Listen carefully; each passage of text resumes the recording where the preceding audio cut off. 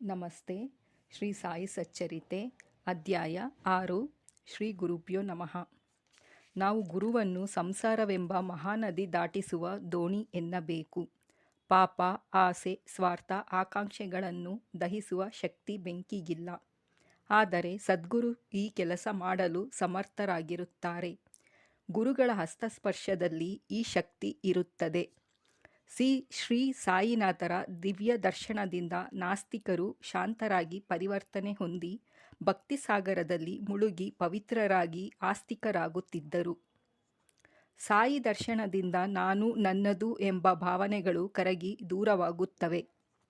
ನಾವು ರಾಮಾಯಣ ಮಹಾಭಾರತಗಳನ್ನು ಪಠಿಸಿದಾಗ ಶ್ರೀ ಬಾಬಾ ಅವರನ್ನು ಸ್ಮರಿಸಿದರೆ ಶ್ರೀ ಗುರುಗಳೇ ನಮಗೆ ಆ ಕಥೆಯನ್ನು ನಿರೂಪಿಸಿದ ಅನುಭವಕ್ಕೆ ಬರುತ್ತದೆ.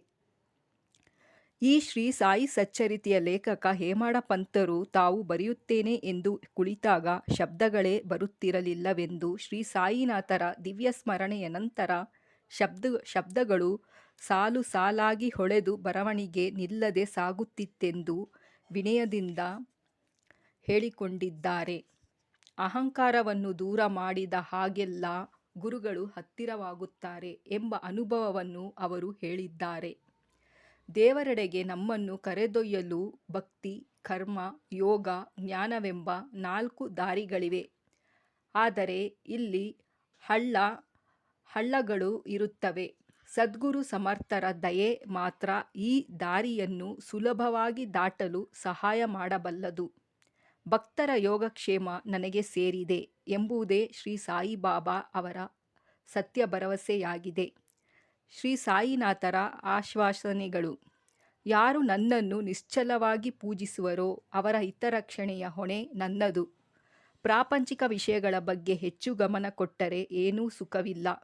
ಮನಸ್ಸು ದೃಢವಾಗಿರಲಿ. ಚಾಂಚಲ್ಯ, ಶಾಂತಿ ಒಂದೇ ಕಡೆ ಇರುವುದಿಲ್ಲ. ಅನ್ನ ಬಟ್ಟೆಗಾಗಿ ದೇವರನ್ನು ಬೇಡುವ ಅಗತ್ಯವಿಲ್ಲ. ಅದನ್ನು ಕೇಳದೆಯೇ ಆತ ಕೊಡಬಲ್ಲ. ಉನ್ನತ ವಿಚಾರಗಳಿಗಾಗಿ ಪ್ರಾರ್ಥನೆ ಸಲ್ಲಿಸಿ. ಇದರಿಂದ ದೊರೆಯುವ ಸುಖ ಶಾಶ್ವತವಾಗಿರುತ್ತದೆ. ಪರಸ್ಪರ ಜಗಳ ಬೇಡ. ಈ ವಿಷಯದಲ್ಲಿ ಶಿರಡಿಯಲ್ಲಿ ನಡೆದ ಸಂಗತಿ ಹೀಗಿತ್ತು. ಕೋಪರ್ಗಾಂವ್ನ ಪೊಲೀಸ್ ಅಧಿಕಾರಿ ಗೋಪಾಲರಾವ್ ಅವರು ಪುತ್ರ ಸಂತಾನಕ್ಕಾಗಿ ಬಾಬಾ ಅವರ ಆಶೀರ್ವಾದ ಕೋರಿದ್ದರು. ಅವರಿಗೆ ಪುತ್ರ ಸಂತಾನವಾದಾಗ ಹರಕೆ ತೀರಿಸಲು ಶಿರಡಿಯಲ್ಲಿ ಜಾತ್ರೆಯೊಂದನ್ನು ಏರ್ಪಡಿಸಲು ಬಾಬಾ ಅವರ ಅನುಮತಿ ಕೋರಿದರು. ಶ್ರೀ ರಾಮನವಮಿ ಹಾಗೂ ಉರುಸ್ ಒಂದೇ ದಿನ ನಡೆಯಲೆಂಬ ತೀರ್ಮಾನ ಕೈಗೊಳ್ಳಲಾಯಿತು. ಆದರೆ ಶಿರಡಿಯಲ್ಲಿ ನೀರಿನ ತೊಂದರೆ ಇದ್ದಿತು. ಆಗ ಬಾಬಾ ಹಳೆಯ ಬಾವಿಯೊಳಗೆ ಕೆಲವು ಹೂಗಳನ್ನು ಹಾಕಿದಾಗ ನೀರು ಶುದ್ಧವಾಯಿತು. ಶ್ರೀ ರಾಮನವಮಿ ಹಾಗೂ ಉರುಸ್ ಜಾತ್ರೆ ಆರಂಭವಾಯಿತು.